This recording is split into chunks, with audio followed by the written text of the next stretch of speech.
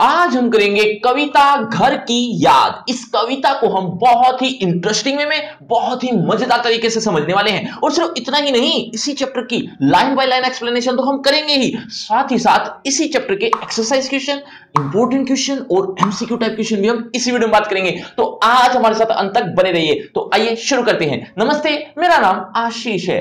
देखो बच्चों, इस कविता के कवि हैं भवानी प्रसाद मिश्र। इस पूरी कविता में कवि क्या बता रहे हैं, पहले 2-3 लाइन में मुझसे सुन लो, ताकि जब मैं लाइन बाय लाइन एक्सप्लेनेशन करूं तो आपको यह कविता और अच्छे से समझ में आए। इस पूरी कविता में कवि अपने बारे में बता रहे हैं, अपने परिवार के बारे में बता रहे हैं। अपने परिवार में कौन? अपने पिता के बारे में, अपनी माता के बारे में, अपनी बहनों के बारे में, अपने भाइयों के बारे में, यानी अपने पूरे परिवार के बारे में बताया है। और यहां तक कि एक बात और आपको पता होनी चाहिए, क्या कि उस समय, जिस समय यह कविता लिखी गई थी, उस समय भवानी प्रसाद मिश्र यानी कि कवि जेल में थे। जेल में क्यों थे? दरअसल ये बात है उन दिनों की जब 1942 में एक आंदोलन हो रहा था, भारत छोड़ो आंदोलन। भारत छोड़ो आंदोलन की वजह से इन्होंने कुछ दिन जेल में भी बिताए। यानी ये वो समय था स्वतंत्रता प्राप्ति का, और भारत छोड़ो आंदोलन पूरा जोरों शोरों पर चल रहा था। भवानी प्रसाद मिश्र इसमें शामिल हुए तो अंग्रेजों ने भारतवासियों को जेल में बंद कर दिया, जो वो आंदोलन में हिस्सा लिया जिन्होंने। तो ऐसे में भवानी प्रसाद मिश्र भी उनमें से एक थे। अब वहां पर हुआ क्या, जेल में कैद हैं, चारों तरफ अंधेरा ही अंधेरा, रात इतनी ज्यादा हो चुकी थी, लेकिन बहुत तेज बरसात आ रही थी। बहुत तेज जब बरसात आई तो कवि को अपना घर याद आ गया। घर याद आ रहा है, घर की बातें याद आ रही हैं, घर के परिवार के सदस्य याद आ रहे हैं कि न जाने मेरे बारे में लोग क्या सोच रहे होंगे। यानी कि उनका एक परिवार का सदस्य यहां जेल में बंद है और पीछे से मेरे घर में कितना दुख फैलाव पर होगा, कितना दुख भोग रहे होंगे, कितना मेरी मां मुझे याद कर रही होगी, पिता ऐसा कर रहे होंगे, मेरे भाई बहन ऐसा कर रहे होंगे। इस तरह की बातें सोच रहा है, और वही सोचते सोचते उन्होंने ये पूरी बातें अपनी कविता में अंकित कर दी, यानी लिख दी। और उसी के बारे में हम पढ़ेंगे जो कविता कवि ने जेल में लिखी थी। देखो क्या लिखा है। आज पानी गिर रहा है, बहुत पानी गिर रहा है, रात भर गिरता रहा है, प्राण मन गिरता रहा है। देखो इस पहले पैराग्राफ में कवि कहते हैं कि बहुत तेज बरसात हो रही है, उस तेज बरसात में मुझे मेरे घर की याद आ रही है और मुझे चिंता हो रही है अपने घर को लेकर। ऐसा ही कुछ इस पहले पैराग्राफ में पढ़ेंगे। देखो इसकी हिंदी क्या बनेगी। आज पानी गिर रहा है, आज बहुत तेज बरसात हो रही है, बहुत पानी गिर रहा है अर्थात मूसलाधार बरसात हो रही है। और इतना ही नहीं, रात भर गिरता रहा है, पूरी रात से ये पानी टपक रहा है, अर्थात बहुत तेज बरसात काफी टाइम पहले से ही हो रही है, जिसकी वजह से प्राण मन गिरता रहा है। मतलब मेरा प्राण, मेरा मन गिर रहा है, अर्थात मुझे अपने घर की चिंता हो रही है, याद आ रही है। बहुत पानी गिर रहा है, घर नजर में तिल रहा है, घर की मुझसे दूर है जो, घर खुशी का पूर है जो।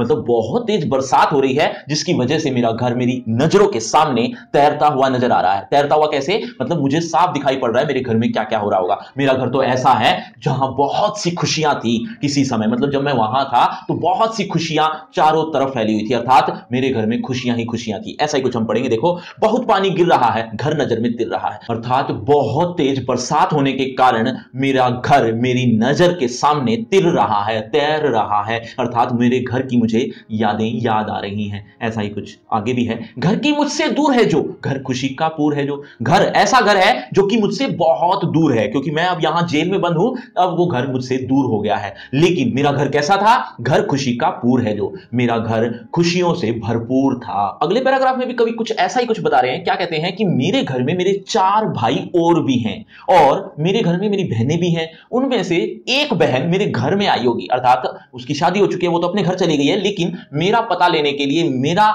यहां जेल में बंद होने के कारण मेरी बहन मेरे घर आई होगी। और घर में आई तो होगी वो अपने पिता के घर, अपने बाप के घर, लेकिन वो बाप का घर अब दुख का घर बन गया होगा। ऐसा ही कुछ अब पढ़ेंगे। देखो घर में 4 भाई, मायके में बहन आई। घर में मेरे 4 भाई हैं और मेरी बहन मायके से आ गई होगी, किस लिए? मेरा पता लेने के लिए। बहन आई बाप के घर, हाय रे परिताप के घर। परिताप का मतलब होता है दुख।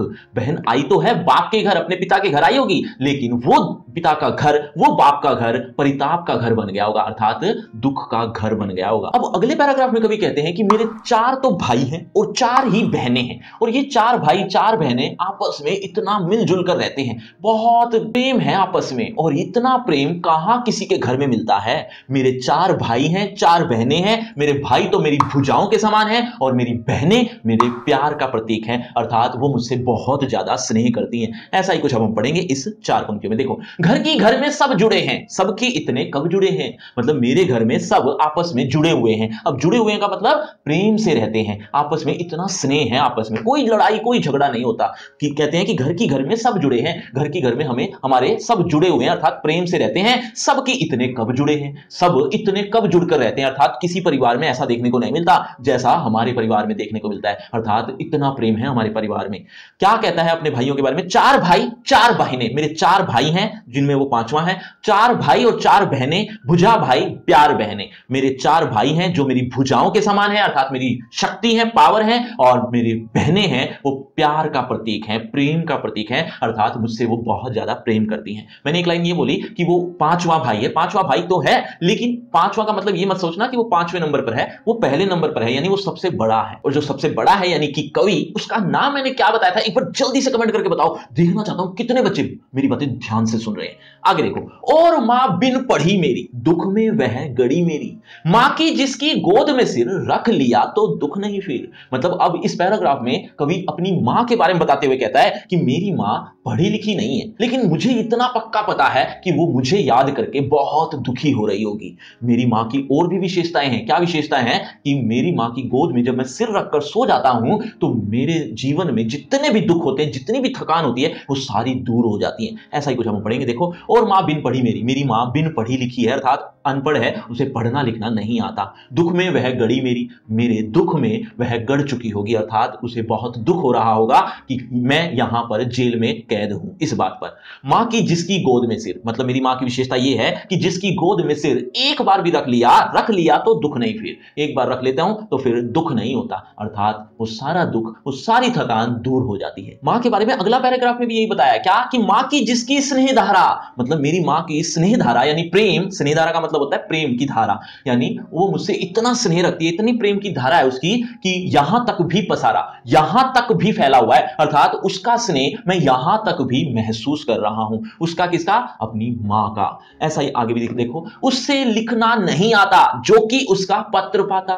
मतलब वो पढ़ी लिखी नहीं है, लिखना नहीं आता उसे, अगर उसे लिखना आता तो उसका पत्र मैं जरूर पाता। मतलब उसे लिखना नहीं आता, इसीलिए मुझे उसका पत्र नहीं मिला है, अर्थात वो मेरा हाल चाल पत्र के माध्यम से जरूर पूछती। आगे देखो, पिताजी जिनको बुढ़ापा, अब आगे जो 2-3 पैराग्राफ हम पढ़ेंगे वो पढ़ेंगे पिता के बारे में। पिता की क्या विशेषताएं हैं? ये तो मां के बारे में विशेषताएं पढ़ी हैं। पिता के बारे में कवि कहते हैं कि मेरे पिताजी तो ऐसे हैं, इतने युवा जैसे दिखते हैं, अर्थात हो तो गए हैं वो बूढ़े, लेकिन उनको बुढ़ापा अभी तक भी नहीं आया है। मतलब वो खूब एक्सरसाइज करते हैं, उनको बुढ़ापा इसीलिए महसूस नहीं हुआ। आज भी वो खिलखिलाकर हंसते हैं, अर्थात मतलब जो बूढ़े हो जाते हैं उनसे खिलखिलाकर हंसा नहीं जाता। मेरे पिताजी इतने चुस्ती फुर्ती वाले हैं कि आज भी वो दौड़ लगाते हैं, दंड बैठक लगाते हैं, एक्सरसाइज करते हैं और खिलखिलाकर खूब हंसते हैं, अर्थात उनको बुढ़ापा आज तक भी महसूस नहीं हुआ है। यही बात अब हम 2-3 पैराग्राफ में पढ़ेंगे। देखो, पिताजी जिनको बुढ़ापा एक क्षण भी नहीं व्यापा, मतलब मेरे पिताजी तो ऐसे हैं जिनको बुढ़ापा एक क्षण के लिए भी व्यापा नहीं है, अर्थात महसूस नहीं हुआ है।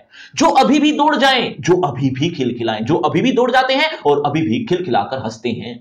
मौत के आगे न हिचके, मौत आ जाए तो हिचकेंगे नहीं, अर्थात डरेंगे नहीं। शेर के आगे न बिचके, बिचके का मतलब होता है घबराना, तो अगर शेर आ जाए तो उनके आगे घबराएंगे नहीं, मतलब ऐसे मेरे पिताजी हैं।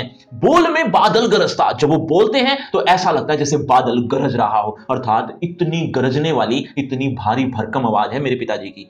काम में झंझा लरसता, झंझा का मतलब होता है तूफान, जब वो काम करते हैं तो तूफान भी शर्मा जाए, अर्थात इतनी तेजी से करते हैं। लास्ट लाइन एक बार दोबारा देख लो, काम में झंझा, झंझा मतलब तूफान और लरसता का मतलब होता है शर्माना, काम में तो तूफान भी शर्मा जाए, यानी इतनी तेजी से वो काम करते हैं। आगे भी अपने पिताजी के बारे में ही बात लिखी है। क्या लिखा है? आज गीता पाठ करके, दंड 260 करके, खूब मुखदर हिला लेकर, मूठ उनकी मिला लेकर। कवि कहते हैं कि आज भी उन्होंने हमेशा की तरह गीता पाठ की होगी और यहां तक कि 260 दंड बैठक भी लगाई होगी और मुगदर खूब हिलाया होगा। अब मुगदर क्या होता है? मुगदर जो पहलवान अक्सर अपने उपकरण के लिए, मतलब अपनी बॉडी बिल्डिंग बनाने के लिए एक उपकरण के रूप में इस्तेमाल करते हैं, जैसा आप चित्र में देख रहे हैं, इसे ही मुगदर कहते हैं। तो ये मुगदर हिलाया जाता है ताकि थोड़ा बलशाली, एक थोड़ा वेट होता है अच्छा खासा, उस वेट को उठाया जाता है और ये काम पहलवान अक्सर करते हैं। तो उन्होंने भी ये मुगदर खूब हिलाया होगा, मूठ उनकी मिलाई मिलाई होगी। मूठ मिलाना मतलब उसको हत्थे से अच्छे से पकड़ना, उसको मूठ मिलाना कहते हैं। और यहां तक कि जब वो नीचे आए होंगे, मतलब वो सारी एक्सरसाइज करके जब वो नीचे आए होंगे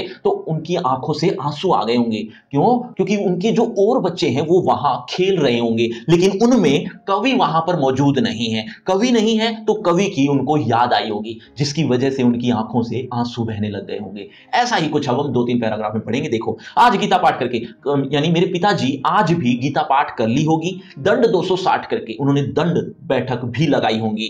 खूब मुग्दर हिला लेकर, खूब उन्होंने मुग्दर हिलाया होगा, मूठ उनकी मिला लेकर, उनकी उस मुग्दर की मूठ मिलाकर उस मुग्दर को खूब हिलाया होगा। जबकि नीचे आए होंगे, जब वो नीचे आए होंगे मतलब ऐसा काम करने के बाद, ये सारी चीजें यानी एक्सरसाइज, गीता पाठ, ये सब चीजें करने के बाद जबकि नीचे आए होंगे, जब वो नीचे आए होंगे, नैन जल से छाए होंगे। उनकी आंखों, नैन मतलब आंखें, आंखों से जल छा गया होगा, अर्थात उनकी आंखों से आंसू बहने लगे होंगे। क्यों? इसका कारण अगले पैराग्राफ में, हाय पानी गिर रहा है, घर नजर में तिल रहा है। बहुत तेज बरसात होने के कारण कवि कहते हैं कि मेरे नजर के सामने मेरा घर साफ दिख रहा है। आगे देखो, 4 भाई 4 बहनें, भुजा भाई प्यार बहनें। मेरे 4 भाई हैं, 4 बहनें हैं। भुजा भाई मतलब मेरी भाई जो हैं वो भुजाओं के समान है, मेरी शक्ति है, और मेरी बहनें प्यार का प्रतीक है, प्रेम का प्रतीक है। खेलते या खड़े होंगे, ये जो 4 भाई हैं, 4 बहनें, या तो ये खेल रहे होंगे या खड़े होंगे। नजर उनको पड़े होंगे, किनको? मेरे पिताजी को। पिताजी जिनको बुढ़ापा एक क्षण भी नहीं व्यापा, मेरे पिताजी जिनको बुढ़ापा एक क्षण के लिए भी व्यापा महसूस नहीं हुआ है। व्यापा का मतलब महसूस नहीं होना। रो पड़े होंगे बराबर 5वें का नाम लेकर, मेरे पिताजी उन सबको खेलते हुए या खड़े होकर देखते हुए रो पड़े होंगे, क्योंकि उनको 5वें की याद आ गई होगी, अर्थात मेरी याद आ गई होगी।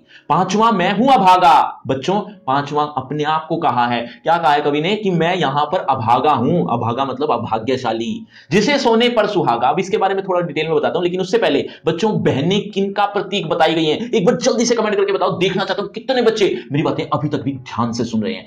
आगे देखो, अब ये सोने पर सुहागा की जो बात आई है, देखो सोने पर सुहागा आपने बहुत बार सुना होगा, लेकिन इसका एक्चुअल मीनिंग क्या होता है? सोना होता है जो कि आप जानते हैं, मतलब बहुत अच्छे से समझते हैं, लेकिन सोने की चमक एक्चुअल में होती नहीं है।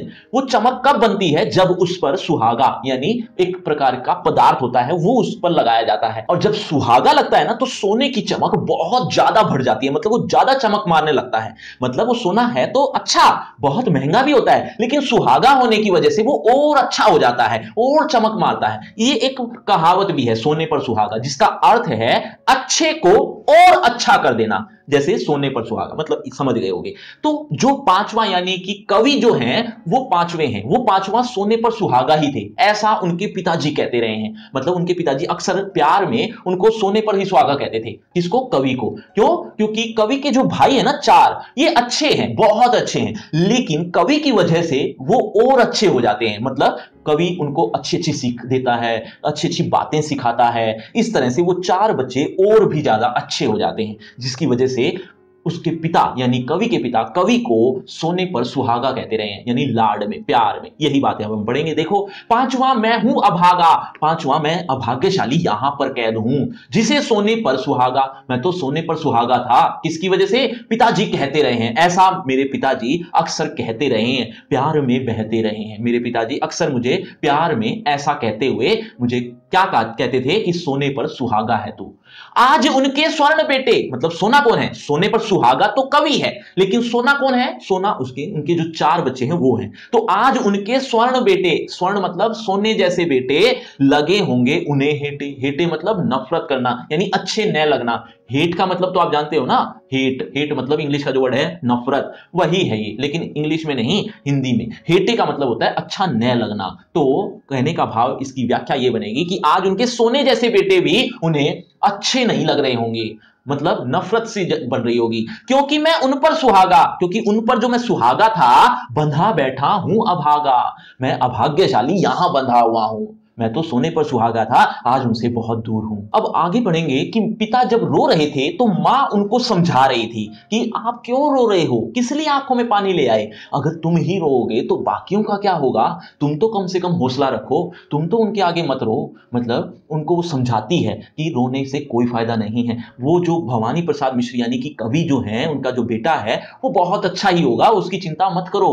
वो तुम्हारी परंपरा को ही तो फॉलो कर रहा है। परंपरा कैसी? क्योंकि उनके पिताजी भी इसी तरह के आंदोलनों में हिस्सा लेते रहे हैं, तो वो भी तो वही कर रहा है। अगर वो हट जाता, वो उन आंदोलनों में हिस्सा न लेता, तो मेरी कोख, मेरी गर्भ पर मुझे शर्म आती। तो वो गया है तो वो अच्छा ही है, और वो तुम्हारी परंपरा को ही तो फॉलो कर रहा है। ऐसी बातें वो समझाते हुए मां क्या कह रही है देखो। और मां ने कहा होगा दुख कितना बहा होगा, मतलब ये बात कहते हुए भी मां ने कितना दुख सहन किया होगा, क्योंकि मां को भी तो दुख है, मां भी तो रोने के अंदर ही अंदर रो रही है और वो दूसरों को चुप करवा रही है। इसका मतलब ये बात कहते हुए उन्होंने कितना दुख सहन किया होगा, यही बात लिखी हुई थी देखो। और मां ने कहा होगा दुख कितना बहा होगा, मतलब मां ने ये बात कहते हुए कितना दुख सहन किया होगा। बहा होगा मतलब ये वैसे सहा भी लिखा हुआ कई बुक में, तो सहन करना होता है इसका मतलब। तो दुख, कितना दुख सहन किया होगा।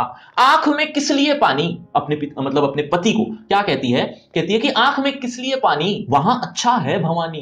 किस लिए पानी ले आए, क्यों रो रहे हो, वहां अच्छा है भवानी, मतलब भवानी प्रसाद मिश्र यानी कवि।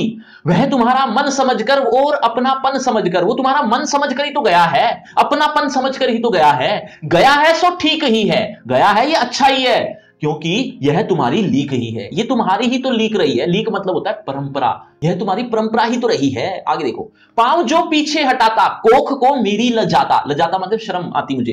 पांव अगर वो पीछे हटा लेता, मतलब वो उन आंदोलनों से में हिस्सा न लेता, तो कोख को मेरी लजाता, मेरी कोख पर मुझे शर्म आती, अर्थात मेरे बच्चे पर मुझे शर्म आती कि ये मेरा बच्चा है, तो उसने जो किया है वो ठीक ही है। इस तरह हो न कच्चे, रो पड़ेंगे और बच्चे, मतलब इस तरह से कच्चे मत हो, इस तरह से हौसला मत हारो। कच्चे होने का मतलब इस तरह से रो मत, इस तरह से हौसला मत खो।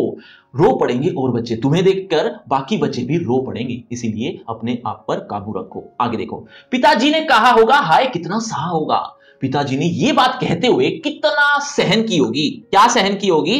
कहां मैं रोता कहां हूं, धीर मैं खोता कहां हूं, मतलब मैं कहां रो रहा हूं, कहां अपना धैर्य खो रहा हूं। हालांकि उनकी आंखों में आंसू हैं, लेकिन वो फिर भी अपने आंसू पर कंट्रोल करते हुए कहते हैं कि मैं कहां रो रहा हूं, मैं अपना धैर्य खो नहीं रहा हूं। ऐसा मां को समझाते हुए पिता ऐसा कहते हैं। बच्चों, कितने दंड लगाए थे एक पिता ने, एक बार जल्दी से कमेंट करके बताओ, देखना चाहता हूं कितने बच्चे ध्यान से सुनते आ रहे हैं। हे सजीले हरे सावन, हे कि मेरे पुण्य पावन, तुम बरस लो वे न बरसे, पांचवें को वे न तरसे। अब यहां तक तो हमने कविता में पढ़ा कि उसके परिवार में कौन कौन है और क्या क्या कर रहा है ना।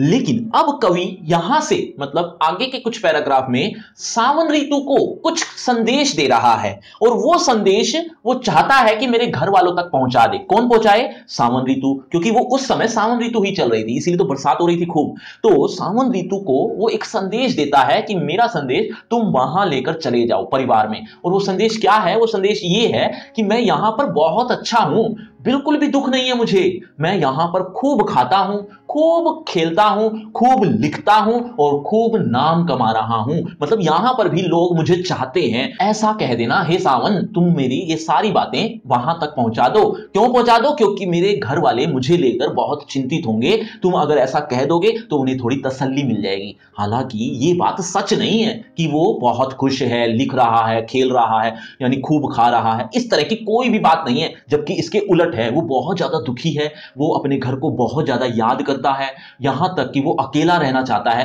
किसी से मिलना जुलना नहीं चाहता। इतनी बुरी हालत हो गई है वहां पर उसकी, खासतौर पे अपने घर परिवार को याद करके।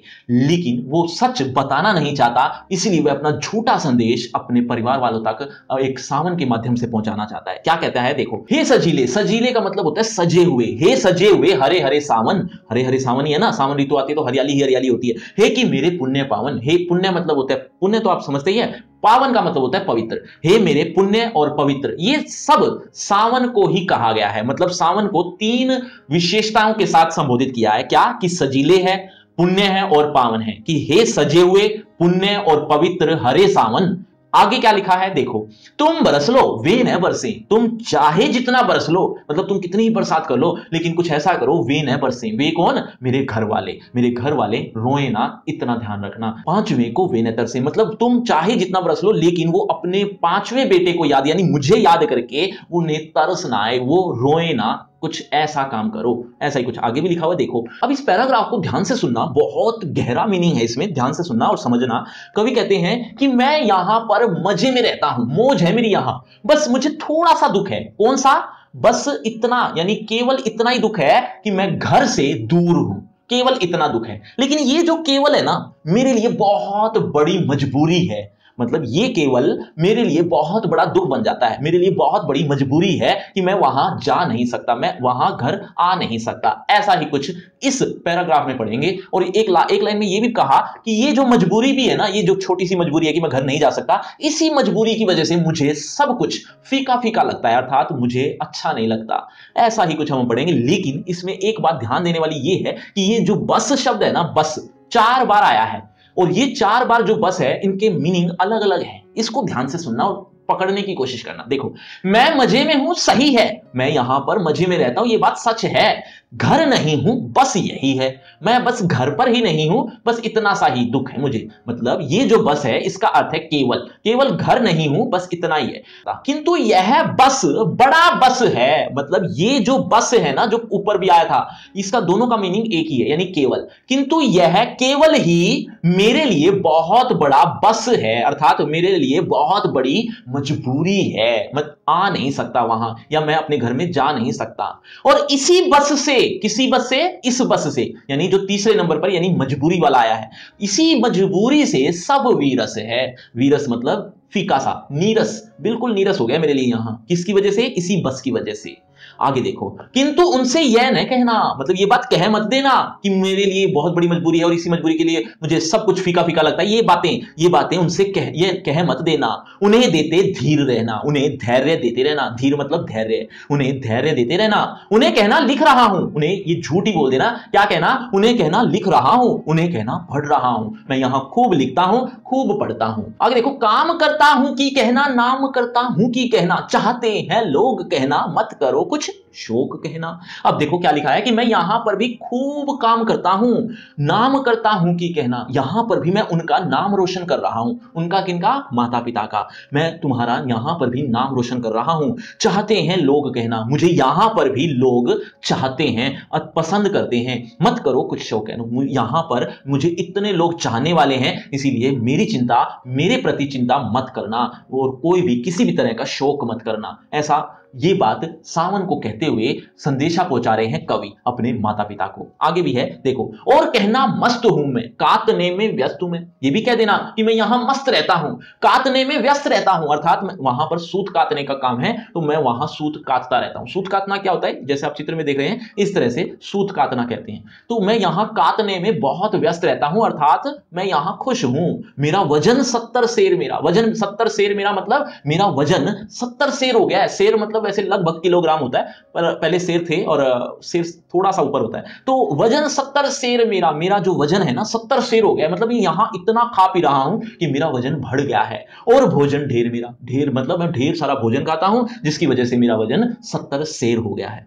कूदता हूं, खेलता हूं, दुख डटकर ठेलता हूं, मतलब मैं खूब कूदता हूं, खूब खेलता हूं, और यहां तक कि अगर मेरे जीवन में कोई दुख आ भी गया तो डट कर ठेलता हूं। ठेलता यानी दूर भगा देता हूं, मेरे जीवन में दुख नहीं आता। ये बातें कह देना। और कहना मस्त हूं मैं, और ये बात भी कह देना कि मैं यहां पर मस्त रहता हूं। और कहना मस्त हूं मैं, यो न कहना अस्त हूं मैं। ये बात मत कह देना क्या कि मैं यहां अस्त रहता हूं। अस्त मतलब दुखी रहता हूं, ये बात मत कह देना। हाय रे ऐसा न कहना, है कि जो वैसा न कहना, मतलब ये बात कह मत देना। जैसा है वैसा न कह देना, मतलब जो सच्चाई है कि जो वैसा न कहना, वैसा बता मत देना। कहने देना जागता हूं, ये बात सच्चाई क्या क्या है वो सच्चाई अब आगे के 1-2 पैराग्राफ में बता रखी है कि मेरे साथ क्या क्या बीत रहा है यहां पर, वो भी हम पढ़ेंगे। लेकिन बच्चों अभी भी 1 मिनट पहले कवि का वजन मैंने अभी बताया था, एक बार जल्दी से कमेंट करके बताओ, देखना चाहता हूं अभी तक भी कितने बच्चे सचेत होकर मेरे साथ सुन रहे हैं, पढ़ रहे हैं। चलो जल्दी से आगे देखो, ये बात कमेंट कर देना। कहना देना जागता हूं, आदमी से भागता हूं, ये बात मत कह देना कि मैं सारी रात जागता रहता हूं, मुझे नींद नहीं आती, ये बात मत कह देना, ये सच्चाई है। आदमी से भागता हूं, मैं आदमी से भी भागता हूं, अर्थात मुझे कोई भी अच्छा नहीं लगता, मैं अकेला रहना चाहता हूं। कहना देना मौन हूं मैं, खुद न समझू कौन हूं मैं, ये बात मत कह देना कि मैं यहां मौन रहता हूं। मौन मतलब चुप, शांत, मैं यहां किसी से बातचीत करना भी पसंद नहीं करता, ये बात मत कह देना। खुद न समझू कौन हूं मैं यहां तक कि ये भी नहीं समझ पा रहा कि मैं हूं कौन। देखना कुछ बक न देना, उन्हें कोई शक न देना, ये कोई भी बात जो अभी अभी मैंने बताई है ये सच्चाई, इनमें से एक भी बात बक मत देना, यानी कह मत देना गलती से भी। उन्हें कोई शक न देना, ऐसा मत कुछ कह देना जिससे उनको शक हो जाए।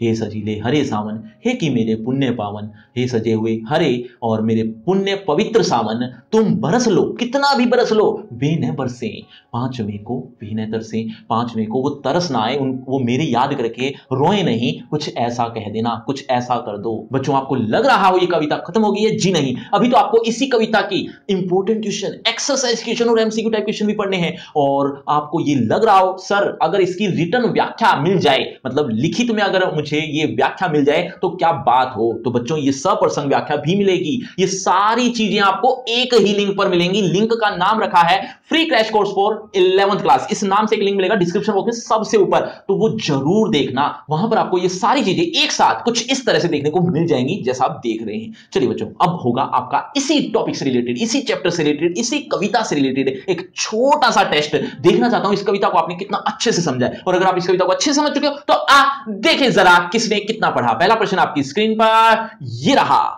घर की याद कविता कहां पर लिखी गई थी? बच्चों हर प्रश्न के बाद आपको 5 सेकंड मिलेंगे आंसर देने के लिए, आप अपना आंसर कमेंट करते रहना, एंड में देखना चाहता हूं किसके कितने आंसर ठीक हुए। घर की याद कविता कहां पर लिखी गई थी? आपके ऑप्शन, ऑप्शन ए नदी के किनारे, बी जेल में, सी विद्यालय के प्रांगण में, डी घर के प्रांगण में। 5 4 3 2 1 0 सही उत्तर है ऑप्शन बी जेल में। चलिए बच्चों अगले प्रश्न की तरफ। अगला प्रश्न, रात भर पानी गिरने की तुलना कवि ने किससे की है? आपके ऑप्शन, ए नदी की धारा से, बी झरने की प्रवाह से, सी कवि के प्राण और मन के घिरने से, डी रात भर जागने वाले व्यक्ति से। 5 4 3 2 1 0 सही उत्तर है ऑप्शन सी। चलिए बच्चों अगले प्रश्न की तरफ। अगला प्रश्न आपकी स्क्रीन पर, कवि के कितने भाई हैं? आपके ऑप्शन 2 3 4 5, जल्दी से कमेंट करो। 5 4 3 2 1 0 सही उत्तर है ऑप्शन सी 4। चलिए बच्चों अगले प्रश्न की तरफ। कवि के पिता को क्या नहीं व्यापा था? आपके ऑप्शन, ऑप्शन ए बुढ़ापा, बी जवानी, सी बचपन, डी किशोरावस्था। 5 4 3 2 1 0 सही उत्तर है ऑप्शन ए। तो बच्चों ये है आपका रिपोर्ट कार्ड, ध्यान से देख लीजिए, पढ़ लीजिए, और हाँ आपके टोटल मार्क्स कितने हैं ये कमेंट करना मत भूलना। और आपकी क्लास से रिलेटेड फ्री क्रैश कोर्स आ गया जो कि बिल्कुल फ्री है, लिंक आपको डिस्क्रिप्शन बॉक्स में सबसे ऊपर मिल जाएगा। इस लिंक में आपको A to Z सिलेबस एक ही पेज पर देखने को मिल जाएगा, आपको कहीं पर भी भटकने की जरूरत नहीं पड़ेगी। तो इस लिंक को जरूर देखना, आपको अच्छा लगेगा। और अगर आपको मुझसे बातचीत करनी है तो सभी सोशल मीडिया के डिस्क्रिप्शन बॉक्स में है, आ जाइए बातचीत करते हैं। शुक्रिया, धन्यवाद।